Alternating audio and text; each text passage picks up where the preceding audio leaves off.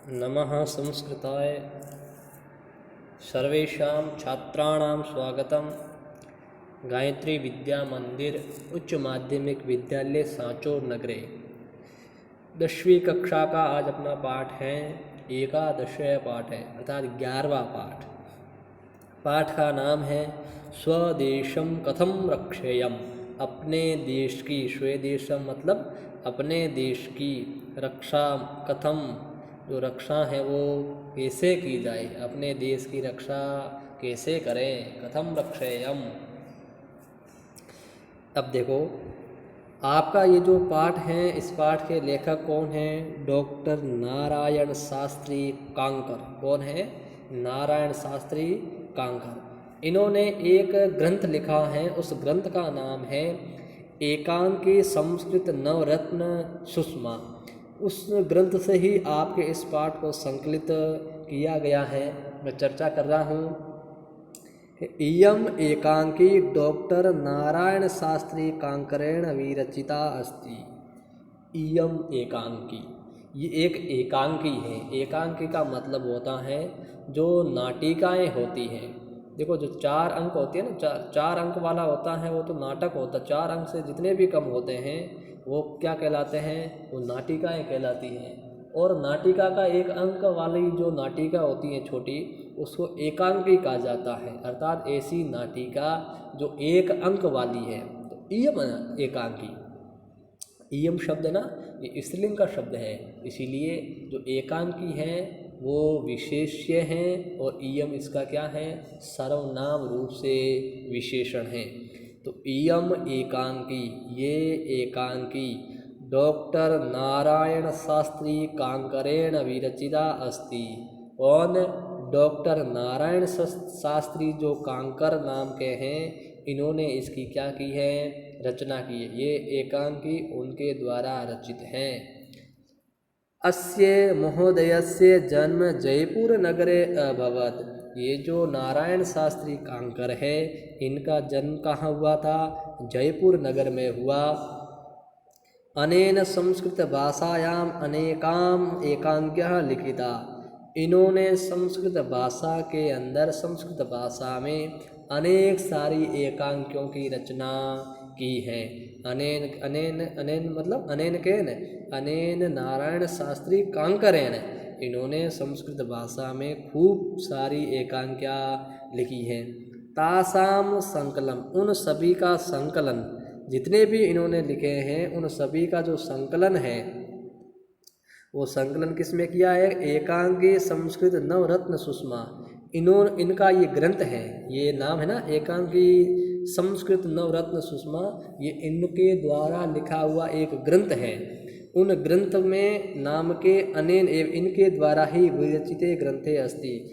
इन सभी एकांकियों का संकलन एकांकी संस्कृत नवरत्न सुषमा नाम के इन्हीं के द्वारा रचे गए ग्रंथ में हैं। अर्थात ये सारी आपको एकांकियाँ कहाँ मिलेगी? इनके द्वारा रचे गए ग्रंथ में ही मिलेगी। अकबरेण सह युद्धम कुर्वन्, अकबर के साथ में युद्ध करते हुए, धना अभावे, धन के अभाव में, सैन्य शक्ति अभावे, सेना की शक्ति के अभाव में, खिन्नः महाराणा प्रतापः, इनसे दुखी हुआ कौन? महाराणा प्रताप। स्वदेशम परित्युक्तुम समुद्यतः भवति। स्वदेशम अर्थात अपने देश को, अपनी मातृभूमि को, परित्युक्तुम, परित्युक्त का मतलब होता है छोड़ने के लिए, त्यागने के लिए, समुद्यते तैयार हो जाता है।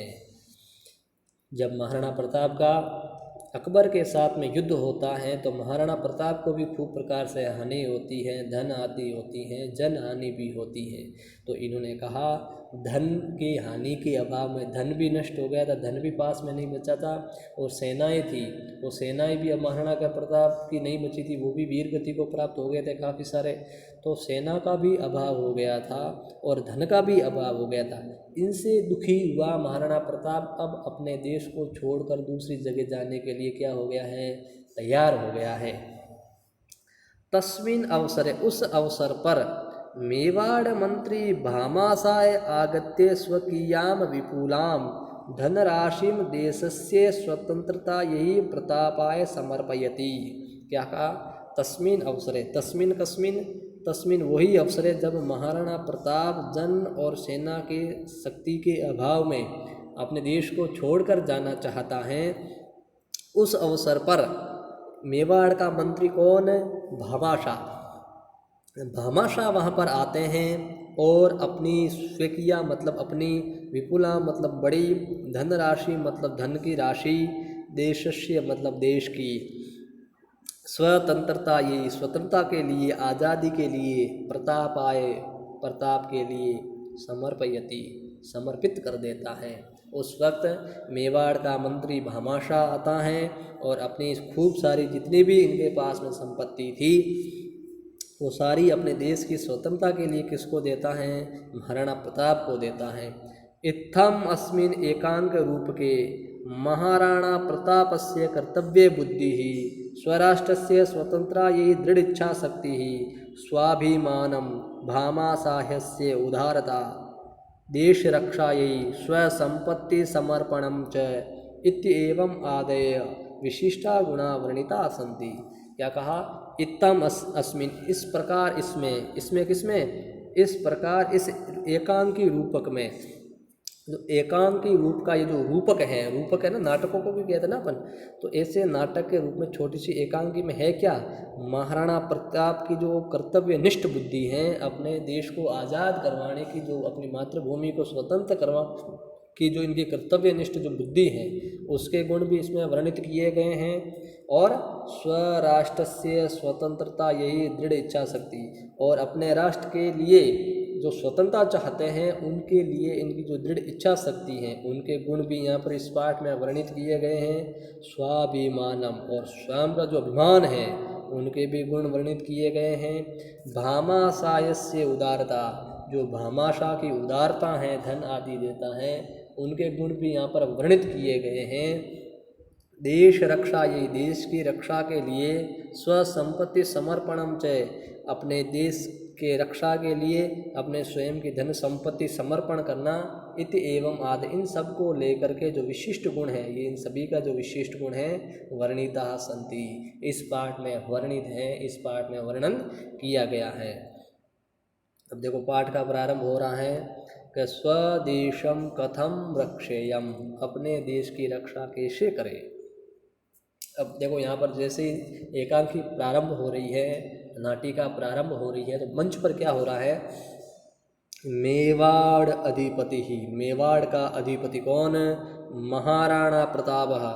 अरण्य, अरण्य मतलब जंगल में, स्वचहचरेण, स्वयं के सहचर होते ना, सैनिक आदि साथ में रहने वाले, उन सैनिकों के, सह मतलब साथ में, एकस्याम एक, शिलाया मतलब शिला पर, पर्वत के टुकड़े पर, उपविष्ट वर्तते, वहाँ पर बैठे हुए हैं।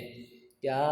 मेवाड़ के राजा, मेवाड़ के अधिपति जो महाराणा प्रताप हैं, वो किसी जंगल में अपने सहचरों के साथ में, अपने सैनिकों के साथ में किसी एक शिला के टुकड़े पर, पर्वत के टुकड़े पर बैठे हुए हैं।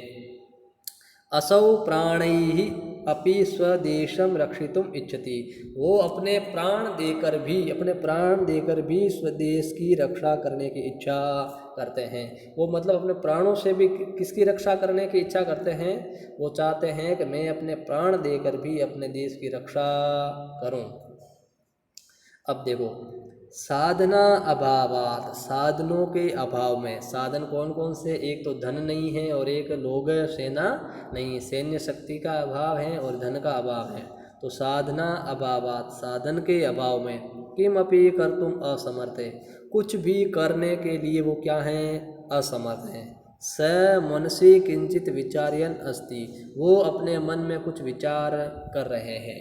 देखो जैसे ही नाटक यहाँ पर होता है, जैसे ही पर्दा उठता है, तो मंच पर क्या दिखता है? मेवाड़ के राजा जो महाराणा प्रताप हैं, वो किसी पर्वत के टुकड़े पर, शिला पर बैठे हुए हैं, उसके आसपास उनके सैनिक खड़े हैं और वो अपने प्राण देकर भी अपने देश की क्या करना चाह रहे हैं? रक्षा करना चाहते हैं। अपने प्राणों से देश की रक्षा के लिए वो इच्छा करते हैं, लेकिन साधन के अभाव में वो कुछ भी करने के लिए अब असमर्थ है, कुछ भी कर नहीं पा रहे हैं और अपने मन में कुछ विचार कर रहे हैं। इस प्रकार का दृश्य है जो सामने दिखाई दे रहा है।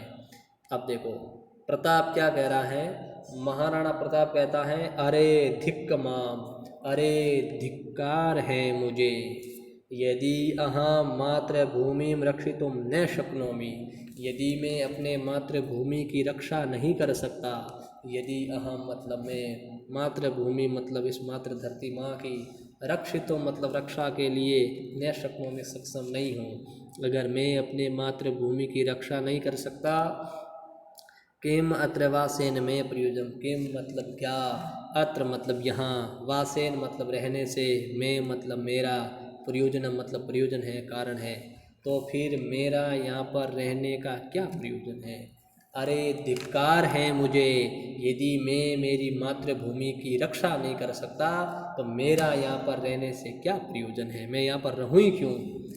दीर्घ है निश्वसिति, बहुत लंबी सांस लेते हैं, इतना बोल करके वो लंबी सांस लेते हैं। ततः प्रविशति कष्टन राजपुत्र सर्वदार है, ततः मतलब वहाँ से, प्रविशति मतलब कोई प्रवेश करता है, कष्टन मतलब कोई, राजपुत्र सर्वदार है, राजपुत्र मतलब जो राजपूत होते हैं ना, राजपूत, वो राजपूत कोई सरदार है वहाँ पर प्रवेश करता है।